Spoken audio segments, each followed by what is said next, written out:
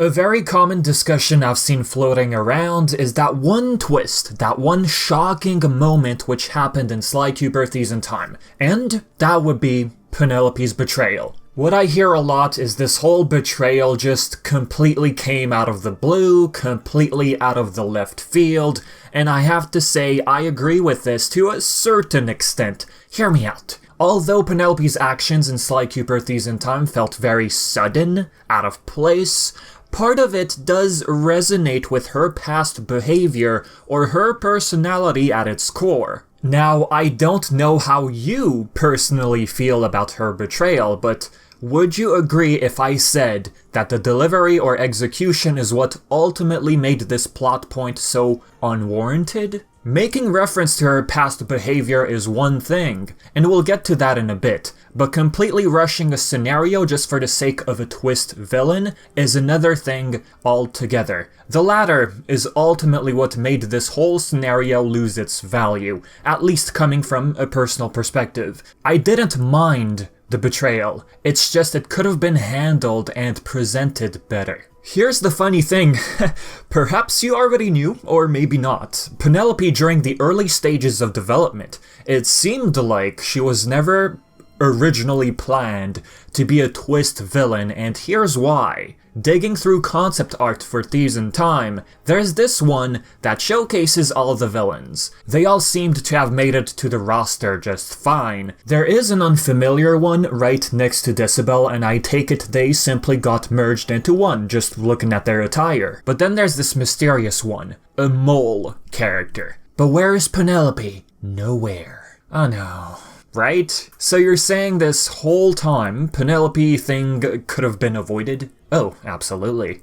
Penelope became the gang's ally in 3, and many of us were not expecting her to turn into a twist villain, and it just felt shoved in, just for the heck of it. Instead of Penelope being the Black Knight, we simply could have gotten the Mole as a villain for medieval England. I don't think the Mole would have worn that knight armor instead. I mean, what would be the point of that, right? All villains in other time periods didn't have a disguise. We already knew their identities right from the get-go. This whole Black Knight thing most definitely must have been inspired by her character in 3. How she started off as the Black Baron. The mischievous Black Baron at that. They perhaps thought, hey, wasn't she like a bad guy sort of thing in 3? Why not try and turn that into a plot twist for Thieves in Time? That's what this scene felt like. They took something that would resonate, aka the Black Knight persona, and turn it into a whole plot twist. It was just delivered poorly, felt too rushed,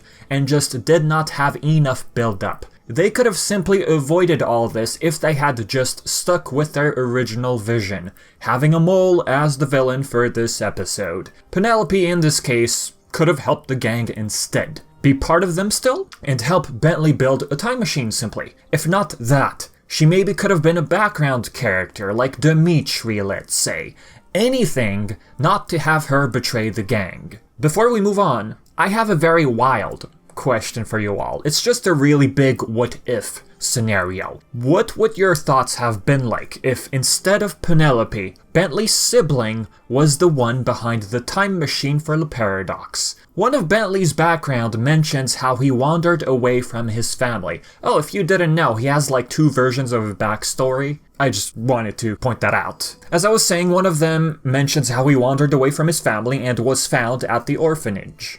Going with the idea of his siblings, this brother or sister of Bentley would turn out to have the same smarts as him. But sadly, this sibling could have been very desperate for money and teamed up with the Paradox. Not to get back at Bentley, I mean, how would they really be familiar with one another, right? This instead would have been a case of complete manipulation. The Paradox could have promised them riches only to then realize he was hurting Bentley indirectly. Or This could be a case of a common theory you've probably heard, the brainwash theory. Taking that theory and applying it to one of Bentley's siblings, let's say, instead of Penelope being brainwashed in this case. Yeah, we'll get to that in a bit, by the way. Decibel could have brainwashed the sibling into building a time machine. This could have been a slow, call it, introduction to Bentley's family, albeit dramatic. But hey, this is just a wild scenario. If Sanzaro wanted a twist in Sly Thieves in Time, they either could have executed it better with Penelope, used the mole instead, scrapping the twist thing altogether, or just a better twist, really. If the series were to ever continue, one potential justification for her betrayal could be the whole brainwash theory. Seeing as how Decibel has hypno powers, many believe Le Paradox could have instructed Miss Decibel to brainwash Penelope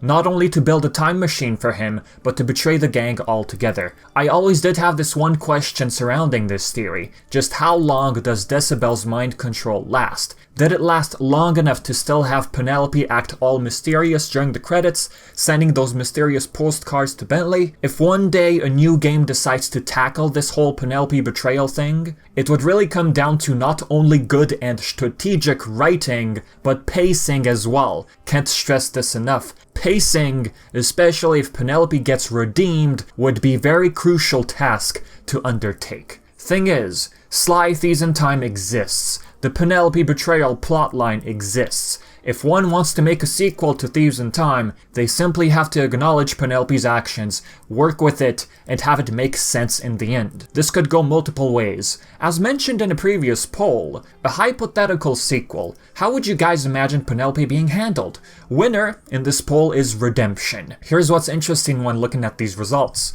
Having both redemption and villain arc was close. Came in second place, and if you think about it, it sounds like it would have potential. A majority of your replies went over this idea of having this split. Having her act as a villain at first, and then have her slowly, the key word here is slowly, gain back the gang's trust. This is where pacing would be very, very important. Don't write something that feels too quick and rushed. Make it believable. Another similar idea would be this comment right here. One benefit of a Penelope redemption arc is that it can be used to get Sly out of Egypt, who we need in order to make the Sly 5 to begin with. This not only gives the Cooper gang a valid reason to enlist someone who betrayed them, but also gives Penelope a chance to earn her redemption. While at it, why not dive deeper into her psychology? We don't know much about her. We know she became Bentley's girlfriend, now ex. She was sneaky in the past. Her behavior was sneaky in Sly 3, wearing a disguise,